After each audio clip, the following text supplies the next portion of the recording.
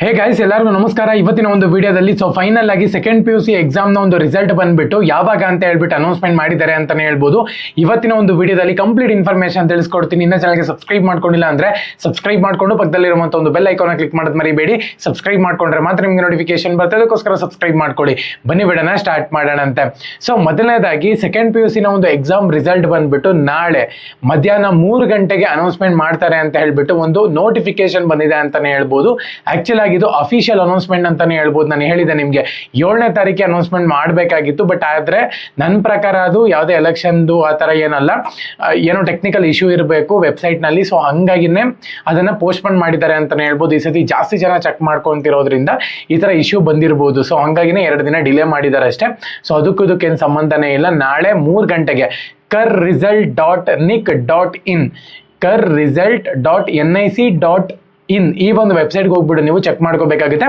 ಬೆಳಗ್ಗೆ ನಾನು ವಿಡಿಯೋ ಮಾಡ್ತೀನಿ, ಇಲ್ಲ ಅಂದ್ರೆ ನೈಟ್ ವಿಡಿಯೋ ಮಾಡಿ ಅಪ್ಲೋಡ್ ಮಾಡ್ತೀನಿ. ಯಾವ ರೀತಿ ನೀವು ಚೆಕ್ ಮಾಡ್ಕೋಬೇಕು, ಸೊ ಯಾವಾಗ ಅಪ್ಡೇಟ್ ಆಗಿರುತ್ತೆ, ಸೊ ಯಾವ ಒಂದು ವೆಬ್ಸೈಟಲ್ಲಿ ಚೆಕ್ ಮಾಡ್ಕೊಂಡ್ರೆ ನೀವು ಬೇಗ ಚೆಕ್ ಮಾಡ್ಕೋಬಹುದು ಅಂತ ಹೇಳ್ಬಿಟ್ಟು ಒಂದು ವಿಡಿಯೋ ಮಾಡಿ ನಾನು ನಿಮಗೆ ತಿಳಿಸ್ತೀನಿ. ಸೊ ಅಲ್ಲಿ ತನಕ ಕೂಡ ವೇಟ್ ಮಾಡಿ. ಈ ಒಂದು ಆಲ್ಮೋಸ್ಟ್ ಒಂದು ಅರ್ಧ ಮುಕ್ಕಾಲು ಗಂಟೆ ವೆಬ್ಸೈಟ್ ಜಾಮ್ ಇರುತ್ತೆ. ಯಾಕಂದರೆ ತುಂಬ ಒಂದು 2-3 ಲಕ್ಷ ಜನ ಅಟ್ ಎ ಟೈಮ್ ಕ್ಲಿಕ್ ಮಾಡೋದ್ರಿಂದ ಸೊ ಏನಾಗುತ್ತೆ ಅಂದರೆ ವೆಬ್ಸೈಟ್ ನಾರ್ಮಲಾಗಿ ಜಾಮ್ ಆಗುತ್ತೆ. ಸೊ ಹಾಗಾಗಿನೇ ನಿಮಗೆ ನಾರ್ಮಲಾಗಿ ಹೇಳ್ತೀನಿ ಯಾವ ರೀತಿ ಚೆಕ್ ಮಾಡ್ಕೊಳ್ಳೋದು ಅಂತ ಹೇಳ್ಬಿಟ್ಟು. ಸೊ ಆ ರೀತಿ ನೀವು ಚೆಕ್ ಮಾಡ್ಕೋಬಹುದು, ಓಕೆನಾ. ಈಸಿಯಾಗಿ ಚೆಕ್ ಮಾಡ್ಕೋಬಹುದು. ಸೊ ಯಾವುದೇ ಕಾರಣಕ್ಕೂ ಎದ್ರಕ್ಕೆ ಹೋಗ್ಬೇಡಿ ರಿಸಲ್ಟ್ಗೆ.